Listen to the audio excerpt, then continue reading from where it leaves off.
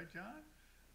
Sometimes you can get those people to get the prosecution to come down off the death penalty. So I think that's awfully important. The only one thing I want to say too, just about Batson and just apply to death penalty cases. But the problem is this takes place at every kind of criminal case, race discrimination. So I think, I mean, the problem with diversity, particularly among the judges and prosecutors, is we have so few black lawyers. Because how many black lawyers does this law school have? It's always fighting about it, I know. But it's nowhere near the number of African Americans that are in the population here in Texas. It's nowhere near the population in Georgia. It's going to be generations before we catch up to where there are enough people. And so there really have to be some hard efforts made to decide this has got to be a priority to make the judiciary and to make the prosecution look more like the people who are being adjudicated and prosecuted. As abolitionists and racial justice advocates, do any of you have any concerns or fears about what abolition will mean in terms of the intensity of the light that's focused on criminal justice? Well, the light is pretty intense right now because police officers keep shooting black men, and say two things have changed. The whole picture of the criminal justice system, DNA and the cell phone. And we now know, when they say shot the guy in the back, we got a video of him shooting him in the back. They would have never done that before. They would have said, oh, he turned on him and all that. All these things we're learning now, I think people have, and plus the impact of mass incarceration and the fact that it's destroying people and families and communities, and that we have to do something about it. Even the governor of Georgia is trying to get people out of prison. That's a remarkable thing. What about the judiciary? I mean, you have a case before the Supreme Court that's not before the Supreme Court, unless it's a death case, right? No. It's a Batson case. It's before the court because there was race discrimination in jury selection. Even if he had been charged with murder and not been a death penalty case, that may have been a reason they took it. No, that's what I'm saying. No, I understand Yeah. that. I'm just saying, is that issue something that the courts are going to spend much time focusing on if it's not a capital case? Well, Percat in some of these cases, Hernandez. I mean, there have been a number of other cases. I would hope that the court could get away from the death penalty, which is corrupting the court. Not that it's already so corrupt, couldn't be corrupted anymore, I guess, but is totally corrupting the court in all these decisions because they want to uphold the death penalty, want to get people executed. I mean, you look at their 8th Amendment analysis of whether there's a risk of race coming into play. And in McCluskey, they developed this thing out, and only lawyers could come up with this. They say, you know, there's certain procedures the state has to have to minimize the risk. And as long as you minimize the risk, it doesn't work. It doesn't matter whether they work or not. Who operates any kind of business like that where we're going to have this idea and we're going to try it, but if it doesn't work, we don't give a rat's ass? I mean, really? What they have to say is, here are the procedures, and in every case, we're going to scrutinize the procedures, and we're going to see where there was a breakdown. And I think if it wasn't for the death penalty and this finality, I mean, at one time the courts were interested to some extent in justice and in people not being on death row or in prison unlawfully. And now the priority is finality, federalism, and executing people. And I think we'd get all that out of there. I mean, the death penalty has, as somebody said this morning, it's ruined habeas corpus. Habeas corpus used to be a great thing. And it used to be something to be proud of. And Reuben Carter got out. I saw him take it out of his pocket and turn the last page and said, the petition of Reuben Carter for a writ of habeas corpus is hereby granted. H. Lee Saracen, United States District Judge. This was 20 years of serving, of an innocent man serving time. 20 years, a federal district court, he went under the death penalty. A federal district court could let him go. Today it'd be 19 years too late, statute of limitations. But we ought to get back to having the writ of habeas corpus to do what it did, and we ought to be not just trying to figure out ways to trip people up with all these procedural defaults so we can execute them. Well, it might be that in other areas, getting rid of the death penalty will decrease the amount of oversight of the criminal justice system. But with respect to race, there's so little anyway that I don't see that there's really much to be lost. I really think that if you think about why have they taken the Batson cases they have, the reason they've taken them is because they're embarrassments. If you look at Snyder, it's an embarrassment to have someone making an argument that this is the O.J. Simpson case. It's embarrassing. And if you look at Foster, it's like he wrote black by those names. You know, it's like the New York Times is going to print that the Supreme Court doesn't care. And so that's what they care about, is whether the New York Times is going to print it. And I think that doesn't depend on it being a capital case. And I think your cell phone point is similar to that, which is that it's an embarrassment when we have a video. It's embarrassment in San Francisco that the police department now, they've got those text messages that people sent that were racist and sexist and homophobic. And so because it's embarrassment, we're going to do something about it. So I don't think it really is, it has anything to do with capital punishment. I think we respond to race when it's overt and in our face and embarrassing, and otherwise we don't. So I'm hoping for more attention, but I think that that happens not because of capital punishment, but because of sort of the ugliness of particular But there are the institutional structures involved in people in litigating capital cases that brings energy and people to these cases and to this litigation that might not be around if there's no death penalty. Well, and I agree with that. That's why I said with respect to other criminal justice issues, that may well be true. Yeah. And there's actually even this move to eliminate non-capital habeas, which has been, so that would be a terrible thing. But that would be terrible whether we have capital punishment or not. But it just seems to me that with respect to race in particular, it isn't really capital punishment that drives attention. Yeah, and the other thing is there might be some of us, I think, will, if capital punishment is abolished in our lifetimes. Just keep it to yourself, Sheri. Some of us might think about other kinds of life without parole, other things that. I think this is one area where I feel a lot more optimistic. I mean, I think, you know, there are some names that resonate nationally. If you talk about Eric Garner, if you talk about, you know, my memory is so bad I'm going to lose the names, but you know, you talk about Ferguson, Michael Brown. I mean, there are these names that resonate with people across the country. And in the last election, Anita Alvarez lost in Illinois. There's no death penalty in Illinois anymore. You know, that was irrelevant to that. And you know, if you look at the loss in Cuyahoga County, Ohio, the DA lost there. Yeah, that had nothing to do with the death penalty. Right. It had to do with outrage about the criminal justice system. And I think one of the remarkable things about, you know, sort of the shift that I think Breyer kind of subtly enabled or helped along with the focus on the counties and the notion that 85% of us live in counties that are death penalty free. However, there are lots of ways of slicing it. But the fact is, it shifted focus to the county level criminal justice system. And once you do that, you know, whether it's traffic stops or marijuana arrests or, you know, how many folks are without bond. If you go to Charleston County, South Carolina, and if you talk to black folks on the ground there, what they are outraged about is the cop who shot Walter Scott got a bond because he was locked up for 6 months, and the solicitor fast-forwarded Dylan Roof's trial. And so because she has to prepare for Dylan Roof's trial, she's not going to be able to reach Schlager's trial.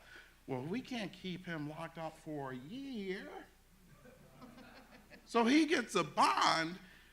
Dylan Roof, his public defenders have had their caseloads lifted, which means black folks are being warehoused in Charleston and Berkeley County for another year because their lawyers can't file motions and prepare the case for trial. So if you look at the black people in Charleston and Berkeley County in South Carolina, they're outraged, by this white kid who killed these saints, but they're also outraged by a system that's completely unresponsive to the justice needs of their community.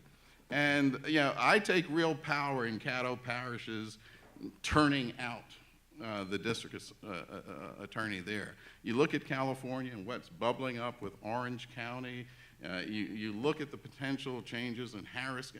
Harris, am I right? There was 0 sentences last year from Harris County? I mean, yeah, I think the potential for creating greater justice at the county level in capital and non-capital cases are really at the highest it's been, since I've been around as a criminal justice professional. And I think the community is now looking at excessive punishments and these other issues. And I think removing the death penalty really is just taking, the cap off. And I think people will be much freer to entertain more progressive criminal justice policies. We have about 15 more minutes, so I certainly would welcome questions for our panelists.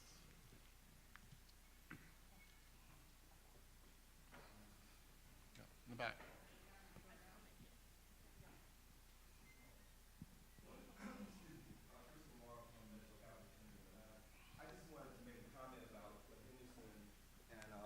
Talked about in terms of not being afraid to embrace the race issue. I think in many places, Texas, Alabama, where the history is there. I think Brian is doing a whole thing where he's documenting places where lynchings have taken place. It is right there. Every courthouse that I go to, especially rural courthouses that I go to in Georgia, there's a Confederate soldier right out there. One of the cases in Burke County that Steve came and helped us with, they had a separate World War II memorial for the black folks, which was smaller and you couldn't see, who had died in World War II, and then they had a big one for the white folks. That same courthouse, they used to hang and lynch black folks from it. In a case in Walton County, we embraced it. We started litigating the jury issues, and in it, I kept talking about how Walton County, Georgia, was the last mass lynching in America in 1948. They hung a black woman over the bridge and cut her fetus out, as well as they killed 2 other folks. And I think constantly threatening to bring that up and bringing it up in our challenges, we were able to get the prosecutor to take death off the table. But it's nasty, it is horrible, but it's there. It is there, it's a fact, it's history. And I think sometimes as lawyers, we kind of divorce ourselves from the real history because, we figured out we really know how to do it. But I've just found that in many times if you think about how to embrace that and use it, it can be a powerful tool. Is that Liz in the back?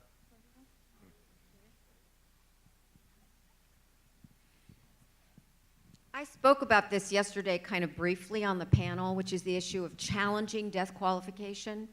And I think it's, I really believe, maybe naively, that the time is right to bring some of these challenges. As I said, yesterday, the data is there, and particularly because, as we know, African Americans are disproportionately excluded through the process of death qualification, that there are opportunities now to challenge death qualification based both on the new data about what death qualification does in terms of both conviction proneness and death penalty proneness.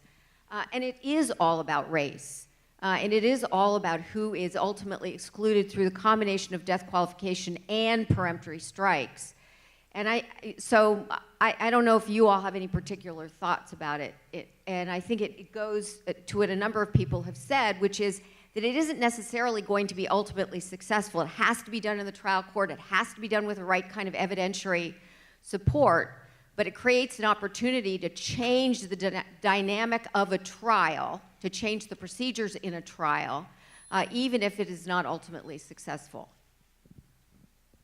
I would just say for the law students here who don't know what death qualification is, if you're summoned to sit on a capital jury, they'll ask you, what's your opinion on the death penalty? And if you're conscientiously opposed to it and can't set that aside, then you're excluded. And it takes out a lot of people. Last jury I had 15 people excluded on death qualification, 11 were African American. So you've taken a group that's already in a minority, you've reduced them into an even smaller minority, and then the prosecution strikes the ones that are left, and that's how you end up with an all-white jury in a community that's 40% African American. So. I know Craig Haney is working on a survey, I think out of Florida, with the University of Florida, that will be surveying just this point. And I think he's pretty optimistic about what that's going to show. And I can't imagine, but that wouldn't be helpful to the litigators in Florida. They'll have plenty of opportunities to use it. And that may model what we need to do elsewhere. Oh, I'm sorry. I think as Jordan's earlier question indicates, looking at LDF is instructive in this context. Two of the limits on what we did that were critical, one was we could never get the court to name race. Starting with Maxwell, the first case, big case, which was all about race, all the way on through Coker, which incredibly didn't mention race, and then ultimately McCleskey really brushing it aside. And so everything you're talking about as lawyers is to get the court to start naming it, it seems to me absolutely critical. And the second piece is something that, as lawyers, I understand 90% of what you talked about was not about this until perhaps Henderson brought it up, but I think absolutely essential is cutting into social movements. That's where it's going to happen. That's how the two are going to be brought together. And abolition is a talking point in that context.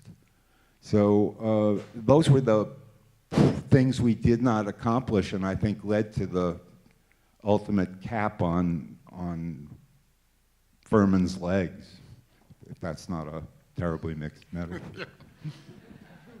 But I think I'd love to hear you talk a little bit more about how the social movements of the day might play into this.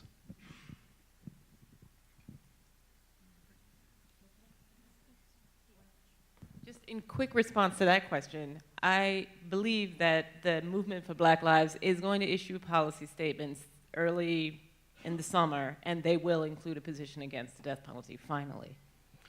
I mean, I think it's scary, and it's also a healthy opportunity. I mean, you know, you got a presidential candidate talking about making America great again, and you know, there's a dog whistle to that. There's all this efforts to reclaim the greatness of America, and all that means is, you know, sort of getting the guy in the White House out and reclaiming things. At the same time, you do have a fairly bipartisan, sort of fairly wide range of the community looking at criminal justice issues in a way that's certainly more honest than any, you know, my experience only starts in 81.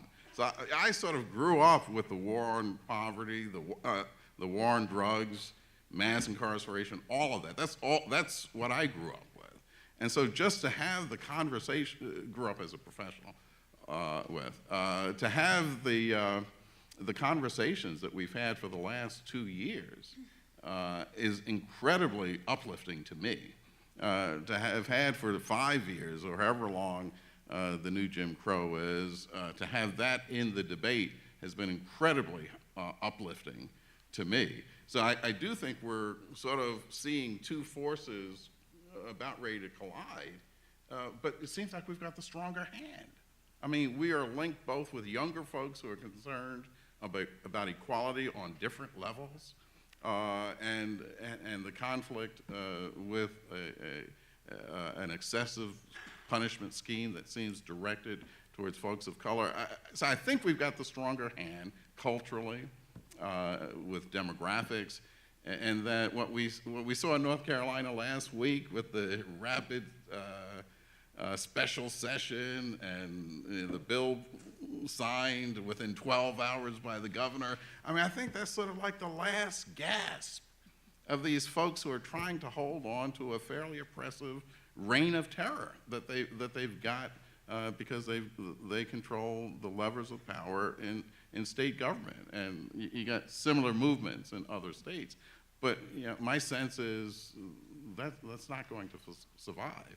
I think November will give us some sense of how delusional I am. But, you know, I think there's at least now reason to be hopeful about that. I wanted to make a quick comment because we were talking about how prevalent race is and how we don't talk about it in polite society. And we know that this whole issue of race and racism and the way it affects the criminal justice system is really sort of a cancer that we have not been able to eradicate. In my 15 years as a trial judge in the federal court, I can tell you that I probably didn't get more than 4 Batson challenges, I think 2 of which I made and won. But, you know, we don't get that. And in the federal system, most of the judges will do their own voir dire. And most judges certainly are not going to interject that.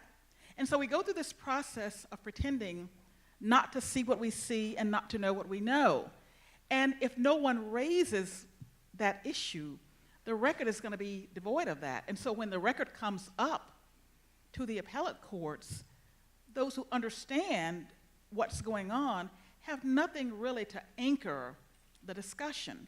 And I just raise this to say, you can be polite and respectful as you should, but you've got to make the records and you've got to raise it. And even if the judge does all of the voir dire, you have got to move the judge to really get into that issue and not just that little perfunctory line that means nothing, you know, can you decide the issues fairly and freely with respect to all people absent race. You got to go deeper. And there might be some pushback, but you just got to keep pushing. And I just wanted to make that comment. Well, and that was my point a minute ago about people not taking advantage of the tools that are there. But I think one thing that's happened with regard to Batson is a lot of people feel like it's hopeless. So they're not raising it. And then, of course, a lot of people aren't raising it because they don't want to get at odds with the prosecutor that they have to deal with day in and day out. And that's got to change. If I could go back to the question about social movements for a minute, I think one thing that we haven't talked about at all today is Latinos and the death penalty.